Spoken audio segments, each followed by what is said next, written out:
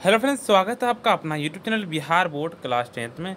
तो प्यारे बच्चे, आज जो बताने वाले हैं क्लास 10th के जो गोदली हिंदी है प्यारे बच्चे, उसी का जितने भी स्टूडेंट संस्कृत रखे हैं उसका गोदली हिंदी होता है उसका, यानी कि चैप्टर 7 परंपरा का मूल्यांकन का आज के इस वीडियो में आपको महत्वपूर्ण सब्जेक्टिव प्रश्न करवाने वाले हैं। जितने भी आपके यानी कि हिंदी के बुक में है, गोदली हिंदी के बुक में, आज के इस वीडियो में उसी का सब्जेक्टिव का पूरा फुल सोल्यूशन करने वाले हैं इस वीडियो में। तो वीडियो को पूरा कंटिन्यू एंड तक देख के जाइएगा। कक्षा 10वीं के चैप्टर 7 परंपरा का मूल्यांकन, जिसके लेखक है रामविलास शर्मा, लेखक हैं इसके। आज की वीडियो में उसका सब्जेक्टिव पूरा कवर करने वाले हैं। ऑब्जेक्टिव का वीडियो मैं पहले ही आपको बना दिया हूँ, ऑब्जेक्टिव का वीडियो जरूर से देख लीजिए, नीचे ना लिंक दे दिया ऑब्जेक्टिव का। तो प्यारे से वीडियो को पूरा कंटिन्यू एंड तक देख के जाइएगा। और बिहार बोर्ड क्लास 10th के नंबर 1 इस चैनल के इस वीडियो का अभी तक लाइक नहीं किया, प्यारे से वीडियो को एक बार लाइक कर दीजिए, साथ में चैनल को भी सब्सक्राइब करके बेल आइकन को ऑल पे प्रेस कर दीजिए और अपने फ्रेंड्स को वीडियो को जरूर से एक बार शेयर कर दीजिए, ठीक है प्यारे बच्चे। और व्हाट्सएप ग्रुप में टेलीग्राम को ज्वाइन करें, डेली क्लासेस के लिए उसका लिंक दिया हुआ है। अगर आपको पीडीएफ चाहिए प्यारे बच्चे तो जरूर से पर कॉन्टैक्ट कीजिएगा।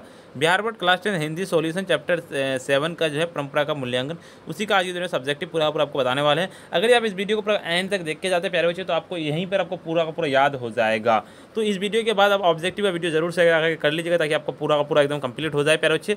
चलिए, पहला नंबर क्वेश्चन क्या कहता है आपका, परंपरा का ज्ञान किनके लिए सबसे ज़्यादा आवश्यक है और क्यों। परंपरा का ज्ञान उनके लिए सबसे ज़्यादा आवश्यक है जो सारी रूढ़िवादिता को तोड़कर क्रांतिकारी साहित्य में परिवर्तन लाना चाहते हैं, क्योंकि उन्हें डर है कि अगर ऐसा नहीं हुआ तो क्रांति के तहत साहित्य को मुख्य रूप से अलग ना पहुंचा दें। दो नंबर क्वेश्चन क्या कहता है आपका, परंपरा के मूल्यांकन में साहित्य वर्गीय आधार का विवेक लेखक क्यों महत्वपूर्ण मानता है। परंपरा के मूल्यांकन के साहित्य का वर्गीय आधार का विवेक लेखक इसीलिए महत्वपूर्ण मानता है क्योंकि परंपरा के मूल्यांकन में साहित्य का अग्रणी भूमिका है। साहित्य के कहता वर्गीय आधार का उपयोग है और विवेक द्वारा नव सृजन किया जा सकता है। इस प्रकार हमारी परंपरा लोग को जागने का काम करती है। बिल्कुल ऐसा सबको इतना कर देना है। चलिए, तीसरा नंबर क्वेश्चन की ओर चलते हैं। तीसरा नंबर क्वेश्चन बताने से पहले अगर आप भी चाहते हैं कि पीडीएफ एंड नोट्स लेना, तो अभी कॉल करें इस नंबर पे प्यारे बच्चे। आपको टॉपर अगर आप लाना चाहते हैं, 400 प्लस नंबर लाना चाहते हैं, तो आप जरूर से इस नंबर पर कॉल कीजिएगा एक बार, ठीक है। आपको पीडीएफ मिल जाएगा। तीसरा, साहित्य का कौन सा पक्ष अपेक्षाकृत अस्थायी होता है, इसके संबंध में लेखक की राय स्पष्ट करें। तो साहित्य का परंपरा अपेक्षाकृत अधिक अस्थायी होता है, जिसके मनुष्य की इंद्रियता बोध उसकी संभावनाओं को व्यक्त कर देती है, जिससे लेखक का मनन की हमारी परंपरा के साहित्य की नव सुजान में सहयोग होती है। बिल्कुल ऐसा आपको इतना कर देना है। चौथा होता है, साहित्य में विकास प्रक्रिया उसी तरह संपन्न नहीं होती है जैसे समाज में लेखक का कहता अवश्य स्पष्ट कीजिए। तो साहित्य में विकास प्रक्रिया उसी तरह संपन्न नहीं होती है जो समाज में लेखक के युग परिवर्तनशील होता है। समाज में विकास के साथ साथ साहित्य में भी क्रमिक रूप से विकास होता है, क्योंकि समाज और साहित्य सो जाती है तथा पूंजीवादी की प्रगतिशीलता से अधिक साहित्य प्रगतिशीलता होती है। बिल्कुल सबको इतना कर देना है।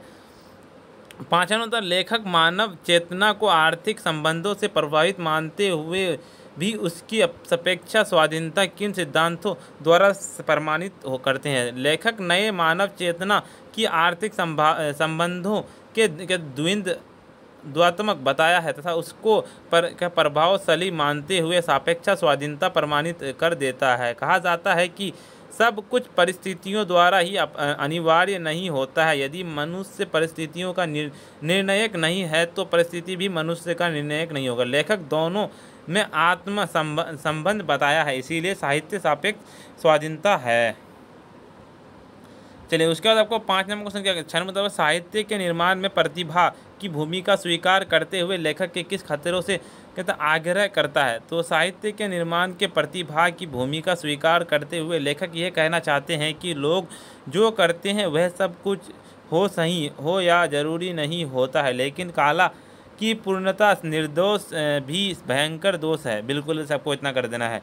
चलिए, अगले मतलब आपका 7वां नंबर क्वेश्चन आपका, राजनीति मूल्य से साहित्य में मूल्य अधिक अस्थायी कैसे होते हैं। राजनीतिक मूल्य से अपेक्षा साहित्य की मूल्य अधिक अस्थायी इस प्रकार होती है। यदि साहित्यकार दूसरे के आलोचना से पूरे नहीं होते हैं तो राजनीतिक दावा भी पूरा नहीं कर सकती है, क्योंकि राजनीतिक भी ज़्यादा प्रेरणा साहित्य देता है। साहित्य से ही व्यक्ति अपना ज्ञान अर्जन संस्कार संचालित करता है।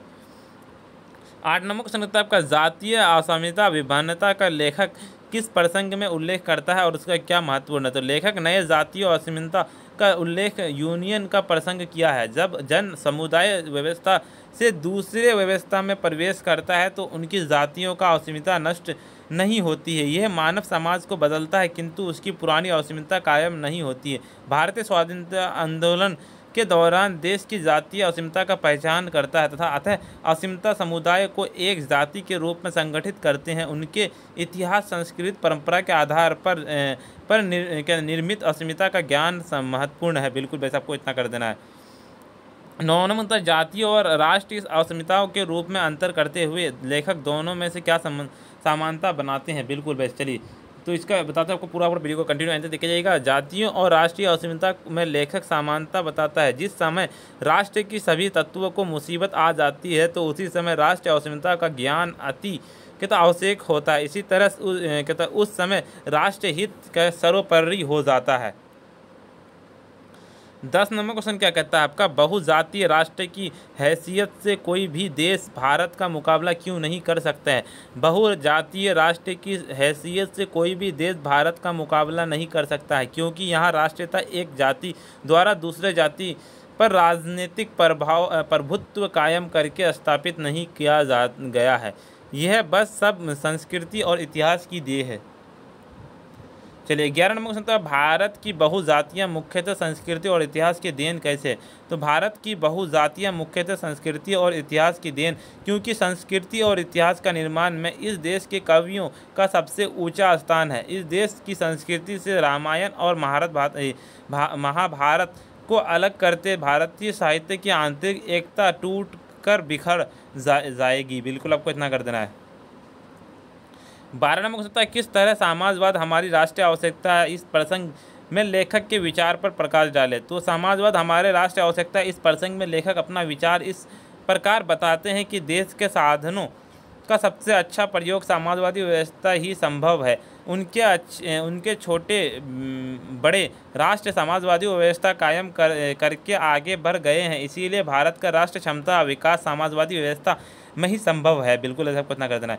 13 नंबर निबंध का संपादन करते हुए लेखक कैसा स्वप्न देखता है, उसे साकार करने में परंपरा की क्या भूमिका हो सकती है, विचार करें। तो निबंध का संपादन करते हुए लेखक स्वप्न देखता है कि जब भारत की सभी जनता साक्षर होगी तो बड़े पैमाने पर संस्कृति आदान प्रदान होगी। विभिन्न भाषाओं में लिखा हुआ साहित्य जिसमें कहते जातियाँ सीमताएँ लांघ कर सारे देश की संपत्ति बनाएगा। यह यूरोप की अनेक भाषाओं के साहित्य का अध्ययन करेगा जिससे मानव संस्कृति, विश्व साहित्य की, भारतीय साहित्य की गौरवशील परंपरा का नवीन योगदान होगा।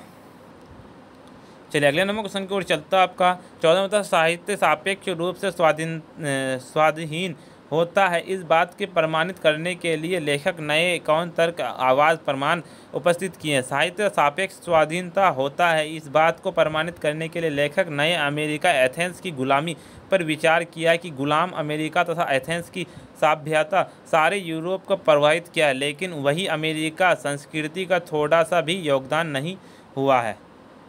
15 नंबर क्वेश्चन क्या कहता है आपका, बंगाल से विभाजित पंजाब की तुलना कीजिए और ज्ञात कीजिए कि साहित्य की परंपरा का ज्ञान कहाँ ज़्यादा है और कहाँ कम है, और इन कहता न्यूनाधिक ज्ञान से सामाजिक परिणाम क्या होते हैं, व्याख्या करें। तो प्रस्तुत पंक्ति हमारे हिंदी पाठ्य पुस्तक परंपरा मूल्यांकन शीर्षक पाठ से लिया गया है जिसके लेखक रामविलास शर्मा जी है। लेखक इस पंक्ति के माध्यम से ये बताना चाहते हैं कि बंगाल पंजाब की तुलना में बंगाल का विभाजन सबसे अधिक है क्योंकि ज्ञान के फलस्वरूप राष्ट्र का मुसीबत नहीं आती है, वहाँ ज्ञान अधिक प्रभावशील रूप से उजागर होता है। बिल्कुल देखिए परीक्षा आपको इतना ही क्वेश्चन है, इससे ज़्यादा आपको एक भी क्वेश्चन नहीं पूछाएंगे। उससे पहले आपको बता दो परीक्षा की अभी तो वीडियो को अगर लाइक नहीं करें वीडियो को एक बार लाइक कर दीजिए, साथ में चैनल को भी सब्सक्राइब करके बेल आइकन को प्रेस कर दीजिए और अपने फ्रेंड्स को वीडियो जरूर से एक बार शेयर कर दीजिए। और व्हाट्सएप ग्रुप में टेलीग्राम आपको ज्वाइन करने नीचे लिंक दिया हुआ है। व्हाट्सएप ग्रुप में टेलीग्राम का लिंक से नहीं ज्वाइन हो पाता, अगर आपको बैच लेना है या फिर PDF लेना है तो जरूर से इस नंबर पर कॉन्टैक्ट कीजिएगा। नंबर आपको दिख रहा हो परीक्षा 9905032120, ये नंबर आपको जो है ये वाला, ठीक है। और इस चैप्टर का यानी कि चैप्टर 7 का अगर आप ऑब्जेक्टिव नहीं देखे जाकर जरूर से ऑब्जेक्टिव देख लीजिए, मैं नीचे लिंक दे दिया हूँ सभी चैप्टर का। तो प्यारे आज का वीडियो इतना ही, फिर मिलते हैं हम नेक्स्ट वीडियो में।